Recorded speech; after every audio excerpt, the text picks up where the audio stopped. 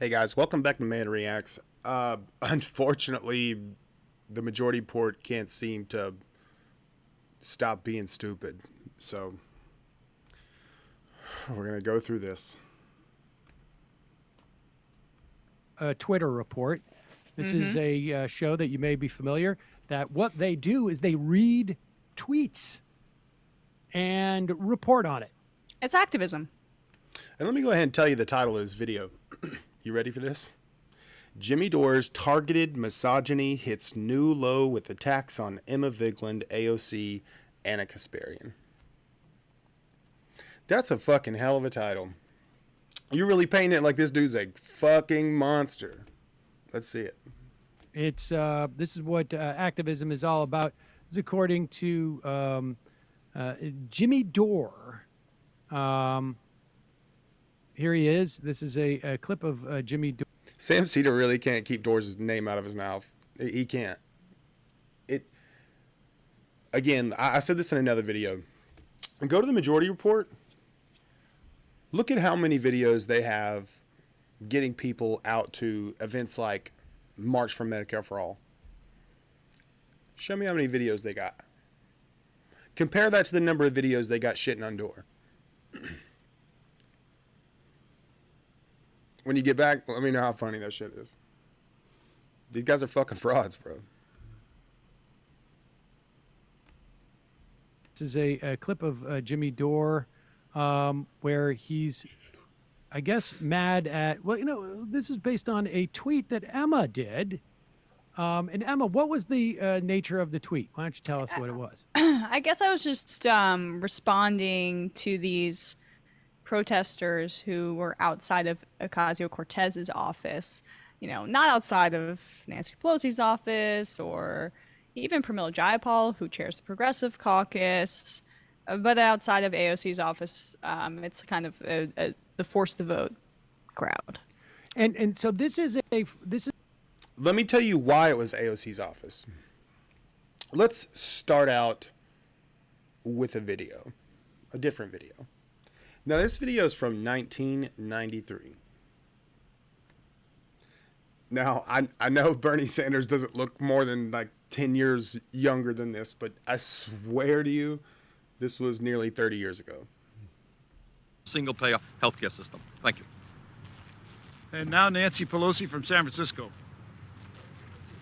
Thank you very much, Congressman McDermott, for holding this press conference and for your leadership on the single-payer Sorry that the audio is bad. proposal. I remain a staunch and ardent supporter of the McDermott-Conyers bill. I am very pleased with the president's presentation last night. I'm sure others this morning have told you that he made an excellent diagnosis of the problem. And now keep in mind, this is way before she becomes Speaker of the House.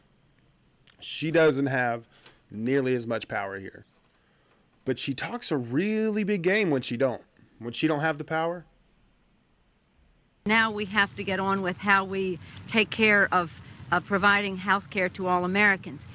My problem with the president's proposal, if there is a problem, is that one of the principles of universal access, one of the principles of the single-payer bill is universal access. The president has accepted some of the principles of the McDermott legislation, be it universal access, no precondition, portability, you know, the list goes on and on. But for access to be universal, it must be affordable. And my concern is that at 150% of poverty, a family would have to start paying for its 20% share of the insurance, may not make it affordable to many of the families whose needs it hopes to address. There is already a concession on the part of the federal government that a family needs food stamps if they're at 185% of the poverty level. If we admit that people cannot feed their families at below 185% of poverty, how then can we expect them to pay for access to insurance at 150% of? Woo! Burn! Burn! That's younger Nancy fucking burning them. How far she has fell. Wow. And then back to my point of why we even jumped there. So Emma has this thing where she just constantly defends AOC. If you come in AOC for anything, you're a misogynist. You are a racist misogynist. You don't even got to be a dude.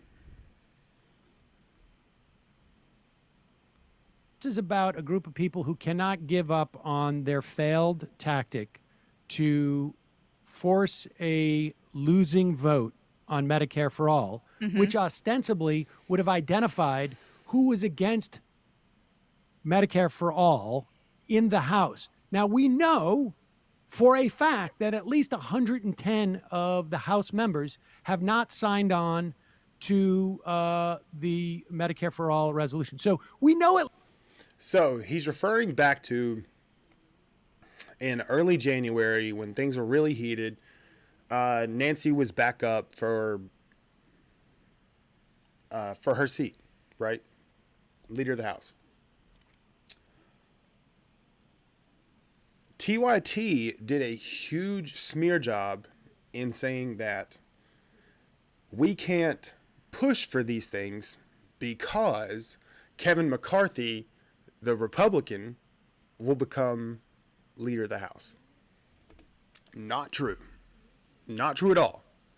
Go back to any Dore's videos. I'm sure if you're here, you're probably a Dore fan. I don't even want to sit here and call myself a fan of any of these political commentators. As I don't want you to be a fan of me.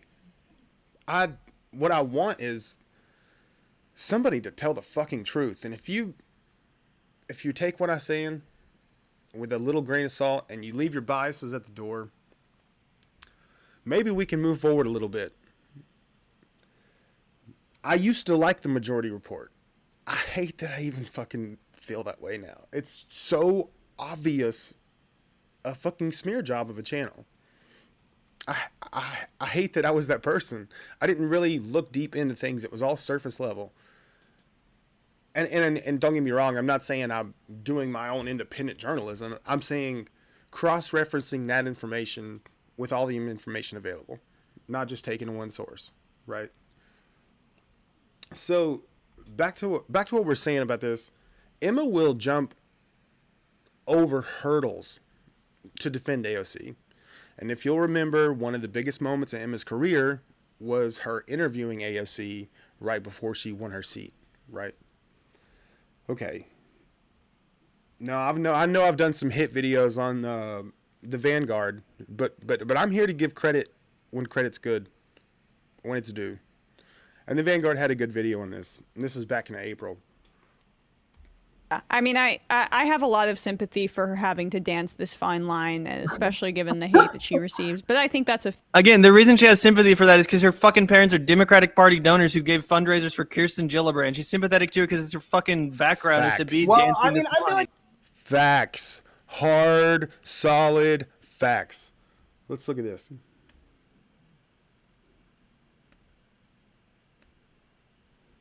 Okay.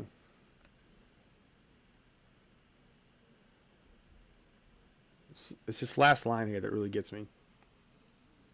Both of Vigeland's parents were district attorneys who later became corporate lawyers defending large corporations against accusations of white-collar crime.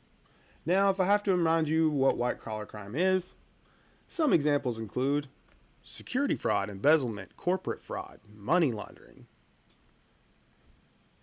You know those motherfuckers that do more damage in the world, but they get 1 to 2 years? Those are the people she defended. Her parents defended. And Emma makes a joke in here saying that they're shit libs. They definitely are shit libs. They've, like the Vanguard just pointed out, like, I don't know if that's necessarily running campaigns. I mean, I have very different political views than my parents. Like, you could be like, my mom works for, fucking insert senator, and then be like, oh, that's going to be your fucking political views too.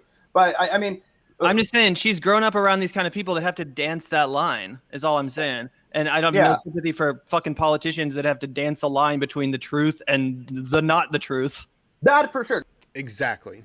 And that's where I'm going to leave that video. But that little snippet right there was perfect. It's exactly the point. Emma Vigeland she'll bring that up like, well, yeah, my mom did do some campaign stuff for Kirsten Gillibrand, but that's not a big deal. That doesn't affect me. Yes, it does. Yes, it does. Do you think growing up connected in that socialite atmosphere, do you think that changes who you are as a person? Fuck yeah, it does. Fuck yeah, it does. You think growing up poor affects you as a person? Fuck yeah. Insert any situation, it affects you. And this particularly affects you because your job is to report on politicians, right? Isn't that what the majority report's supposed to be? And then when people like Dore fucking call you out, you can't stand the heat. You can't stand it. You will do you'll call them a targeted misogynist. A misogynist that targets women, famous women, attacks you, attacks AOC, Anna Kasparian. Do you know what y'all all have in common? Besides the fact that you're a woman. You want to know? Y'all are exactly the same person. You'll with AOC, she talked a big fucking game before she ever got in. She gets in, she don't do shit. Emma Vigeland talked a big fucking game climbing that ladder. She gets with TYT and then back to the TMR. You're back to shit. Anna Kasparian talked a big fucking game. Now that TYT is where it is, don't do fucking shit. Don't do nothing. So maybe that's the commonality. Maybe the fact that you're shit at what you're doing is the commonality.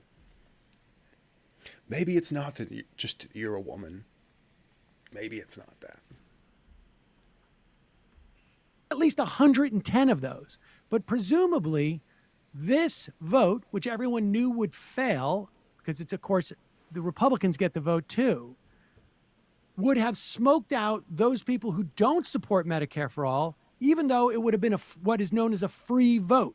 In other words, I can vote for Medicare for all because I know it's not going to pass if I'm really secretly, because this is all based upon the idea. Everyone who was behind forced to vote on Medicare for all knew that. Not one of us didn't know that. We all knew the vote would fail. We know that. But they make the point here that there's only a few votes that really mattered. We needed to figure out who was lying. And you can bet your ass that if it came down to a floor vote where people had to say something, where it starts to hit that line of like who's really on our side would become evident.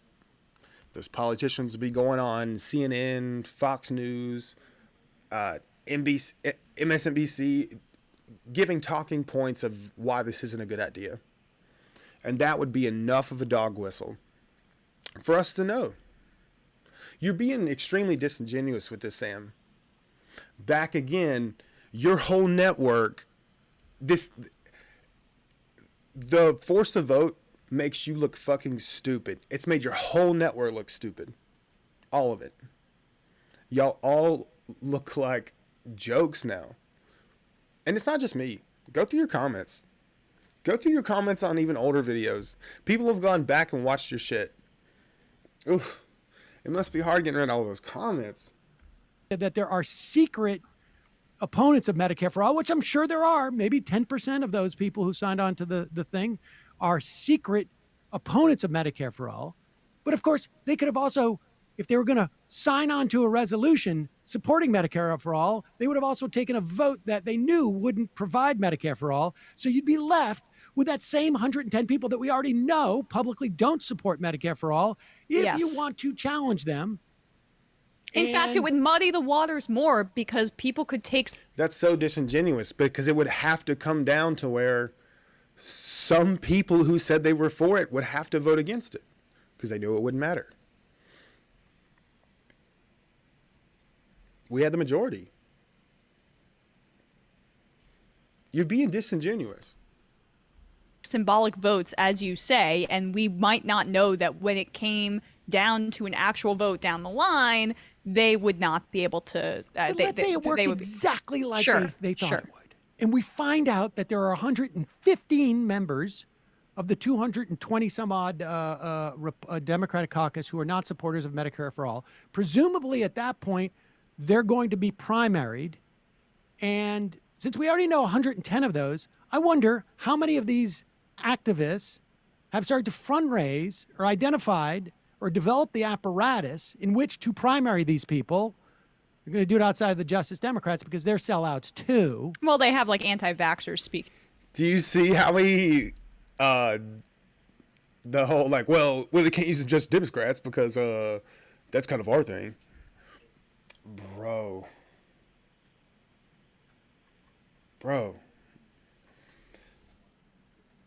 He's trying to make you feel stupid for wanting forced to vote because you don't have a third-party apparatus to push these people up.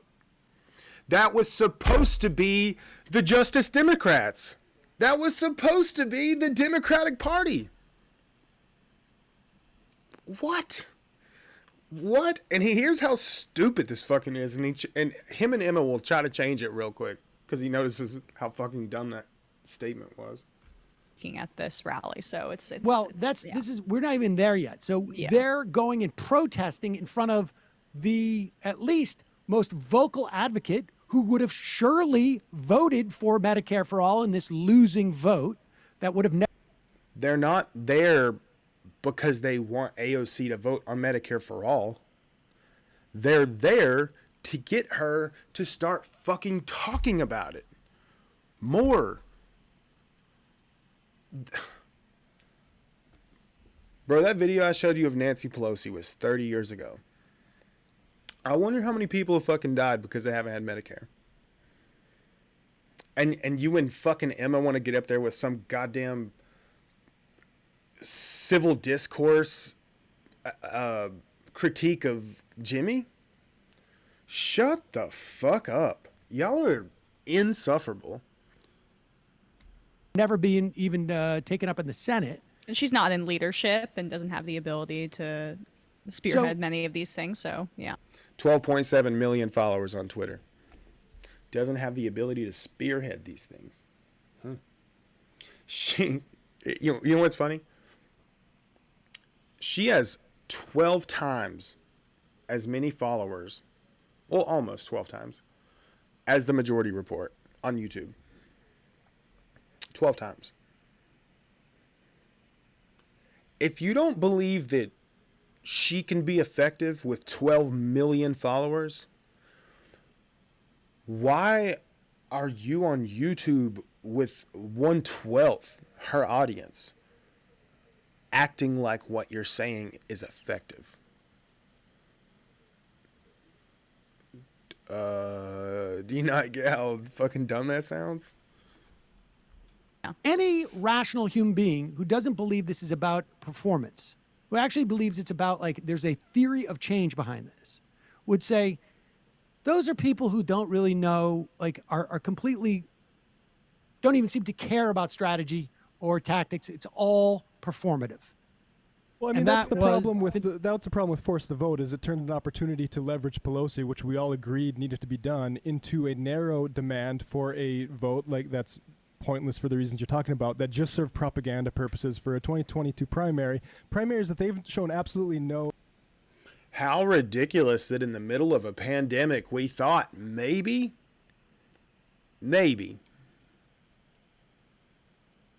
we could leverage that power. How fucking dumb of us. That's what they're saying. That we're stupid for that. And then this guy, he's usually the more rational one. He makes the statement of, well, we all knew it needed to happen. We know the pressure needed to happen. Pelosi needed to be challenged. But when and where and why, not for Medicare for all right now. Bro, when's the next time that you think that's going to be a better time? 30 years ago. Remember that. How'd that 15 an hour work out? Gotcha. No interest in building an institution to deal with it or whatever. It's about going after the squad for views. Yes. So let me just say Like- this. Like the only problem I had with Emma's tweet was that And we only go after Jimmy because of not views. you call it a red-brown alliance. This is a green-brown alliance, and the reason they don't identify as greens anymore is because the question, when posed as, Do you see Emma roll her eyes right there? The guy on her own show was like even kind of critiquing her Twitter comment like very mildly, and she just like, God, shut up. She's so entitled. yes, the squad has limitations. What have you built actually? Like besides these like presidential, like great that you improved on Jill Stein as a candidate. You actually haven't taken. If it's so easy to force this stuff with 4 people in Congress, maybe you should have taken those 4 seats. Exactly. What a straw man of an argument.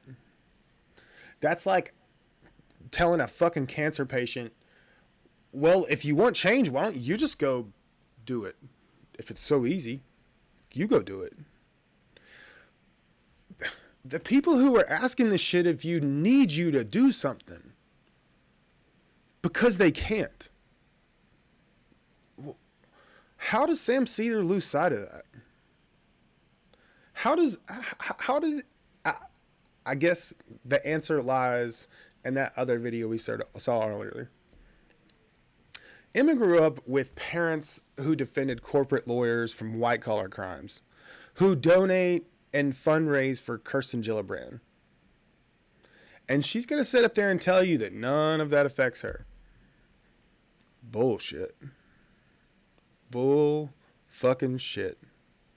And Sam is just a thirsty YouTuber just trying to make something of himself. Acting like he's an independent person when he's under the network of TYT. He was more or less giving him a Vigeland. I mean, would you trade a contract for that? I don't know. Right. Well, exactly. but where is the Green Party or whoever they want to call them, the people, the PPM, or if they still exist, if they haven't that's imploded. what this is. Yeah, that's what this is. If they haven't imploded, where's their where are their candidates who are running for Congress? And why don't we all know about them at this point? Are they fundraising for these people? Have they created an apparatus for them? I mean, likely because if it only takes 4 votes, then they should. This is doable. Do it. Go with the blue districts and find. But just play. Wow. Again, with that straw man of an argument. Well, if you just want it done, why don't you just go do it? What? Play it. Let me just play say this. Quickly, Yeah. They're just going to primary AOC because it's going to be the most useful for propaganda value. They're not going to actually do this wide. Like the Tea Party instance, right? Tea Party put 100+ people in Congress. I mean, I would love to see that happen for progressives too. Okay, so let's play this. So Jimmy. So I had a tweet making fun of that, right? And then Jimmy just now on the Twitter report responded. Here's the Twitter report for the day. Emma Vigeland says this. She goes, "There's no I know. When you grow up rich in a cul-de-sac, you find pretty words to shit on people who are actually fighting for things. When you grow up super rich in a cul-de-sac and your parents are corporate lawyers, shit libs, and you've had every advantage handed to you your whole fucking life, you're never. When did she ever fight for anything? Never. Again, people who are sitting at home on their fuck. You think Emma Vigeland's ever really suffered financially? You know, she's worth $500,000. Look it up. I mean, I didn't have that pulled up. My bad. But yeah, $500,000 as of last year.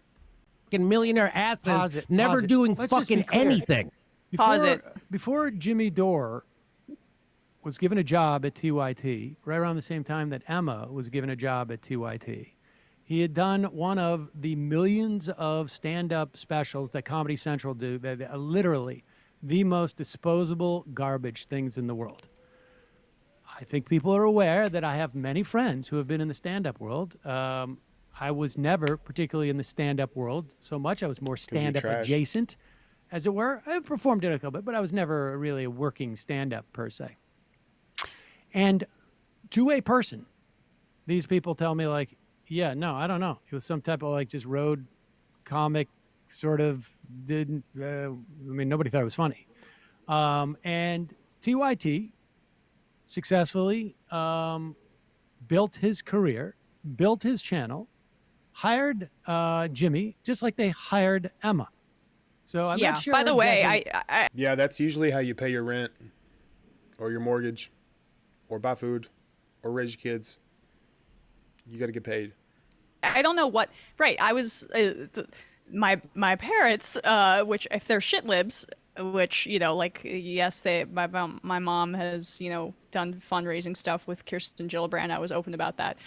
They certainly were not. I love how she just like throws that in there like it's not even a big deal. In any orbit near TYT. In fact, they didn't get you the job from. No, but they did fucking raise you. Stupid. Oh, I applied. I got the job. I worked with Total Creep and Jordan Sheridan and put in a ton of time and worked for very low wages. And I'm not gonna lie, I didn't. I've watched this video previous, and she brought up the Jordan Sheridan thing, and evidently there is a story there. Unfortunately, I really liked Status Quo, but I don't know that much about it. I still have to look into it. I may even do a video about that. I shouldn't say that. I mean, I should say that I was an intern, right? So I worked really hard, and then they gave me a job, and I loved working there, and they treated me right. Yeah, I mean, you don't have to justify it. The point being that Jimmy's was no different. They treated you right in your perspective because that is your world, that corporate, dim, defense attorney, lawyer world. Like, tell me that ain't jank. Bro, that's that dude encapsulated. Differently situated than you were when you both applied for a job at TYT.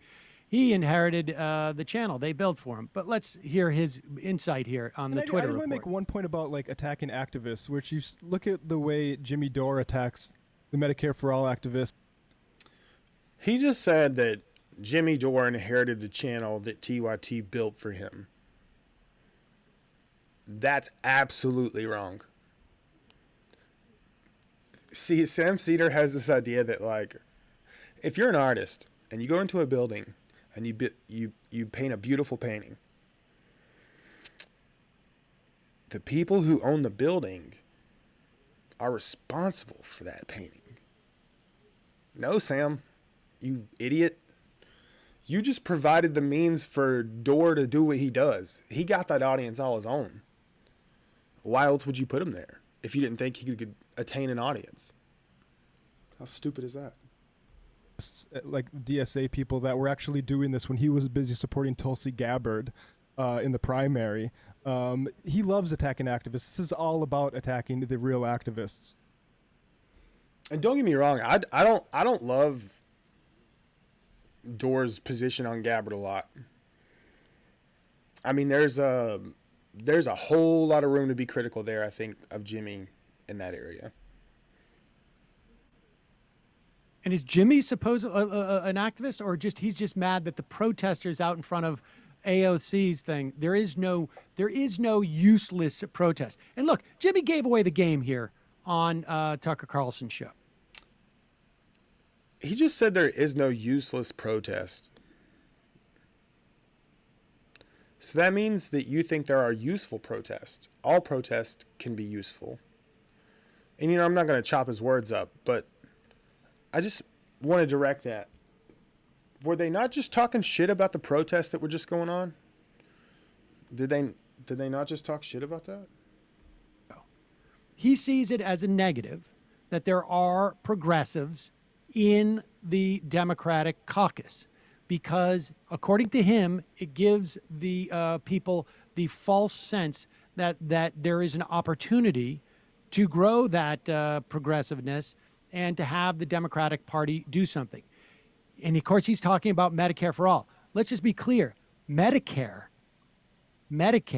was something that was passed by the Democrats. I'm not saying that this is the same Democratic Party. Then why even bring it up? But the point is that yes, it's conceivable that we could get to a place where there is an expansion and then ultimately a Medicare for all with the Democrats. Is that happening now? No. The video I showed you at the beginning of this video was 30 years ago. And Sam Seder is telling you, well, we have to get to a place where we can get Medicare for all. And the only way we can get there is by incremental change. And are we making that change now? No. Well, but we will. 30 years ago, Sam. Damn, bro. leadership clearly is against it. There's no doubt about it. But they're sclerotic and they're old, and it may be different. So we have a new crop. But Jimmy is more interested in the people's. What makes you think that new crop is going to do anything? Did you not hear Pelosi 30 years ago? The problem isn't that the ideas aren't there. The problem is as soon as they have power, they get corrupted. Bro, Pelosi's worth like $160 million? Jesus Christ. People's Party that exists as an email list essentially at this point because they promote him. But continue. Right. Fucking millionaire asses never doing fucking anything. Anything. Annika Spears sitting in her $24 million studio wagging her finger at other people who are actually out there pressuring politicians. Go find me videos on TYT where they actually advocate their 6 million people audience to go support these marches nationwide. They fucking don't do it. They don't do it. They don't do it. They're just going to gaslight you with some fucking Jimmy Dore shit video. Pause it for one second. She says there's no understanding of... But did Jimmy not get paid? I mean, they keep talking about these $20 million investment at TYT. Yeah. What paid Jimmy for 5 years? Again, the majority reports on the TYT network. So any opportunity they get to fucking try to do that whole twist. Let's go back. Let's see how quick they do that. Pause it for one second. She says there's no understanding of... But did Jimmy not get paid? I mean, they keep talking about these $20 million investment at TYT. Yeah. What paid Jimmy for 5 years? Yes, exactly. I mean, it's interesting. Like, bro, y'all have millions of followers and billions of views. That generates revenue. You had ads. You sponsored products. Where the fuck did that money go?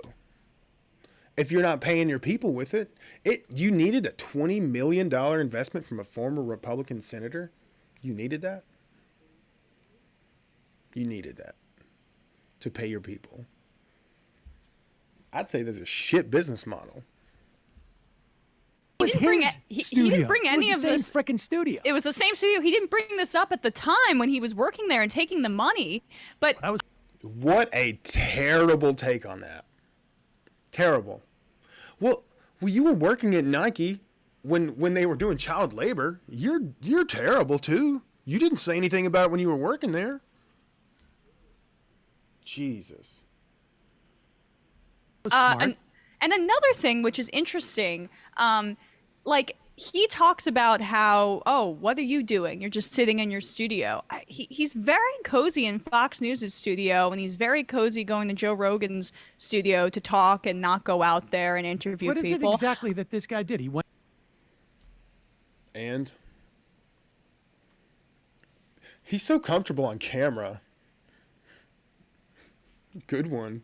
And gave a speech. Before I worked here, my job was to be on the road on a weekly basis talking to people. I went to a variety of Trump rallies. I went to a variety of activist, demonstrations from the left and the right. I spoke to people who were poisoned in rural communities in Delaware by their water source and were suing a chicken processing plant that was near there. I went to eastern Tennessee and rural areas to talk to different activists there. So like, I'm not exactly sure what he's done that's a little bit more on the ground than me. No, he does live shows. Right. Me, I did. I've went. Every criticism she can make of Jimmy, you could turn it right back on air. He does live shows in comedy clubs, and that's the way you pay for a $2 million home. But continue.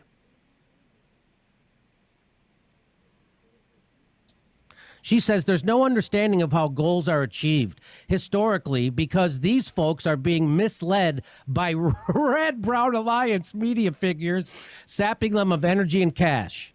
Progress. So what she's doing is undermining activists in the middle of a big 50 different cities for Medicare for all. Hey, why don't you ask to speak at that and go out and give your opinion? Why don't you go out there and interview some of those people and tell them about the Red Brown Alliance that you're so worried about that you have no fucking idea what you're talking about? And by the way, these are the kind of people who like to quote Marx as if they're smart because they went to good colleges that got paid for by their corporate lawyer parents. But if they ever got within 5 feet of a worker, they'd get punched in the fucking face. You know what? Emma Vigeland never got anywhere near a fucking worker. Pause it. What's interesting, too, is his opinion of working people or just people in general seems to be quite low and lower than me, as I said. No.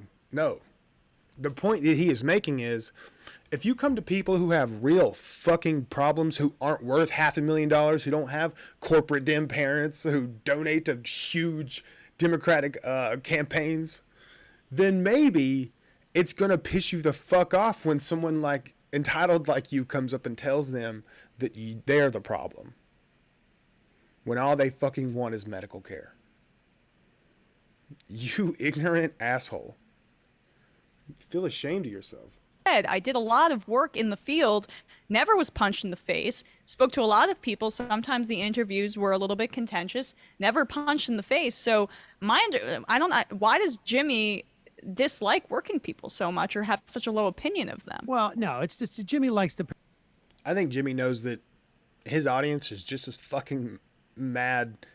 And honestly, if someone came up and told me the reason my sister couldn't walk for about 8 years was her fault, I'd punch you in the face. You know? Or the fact that my sister got diagnosed with breast cancer here recently.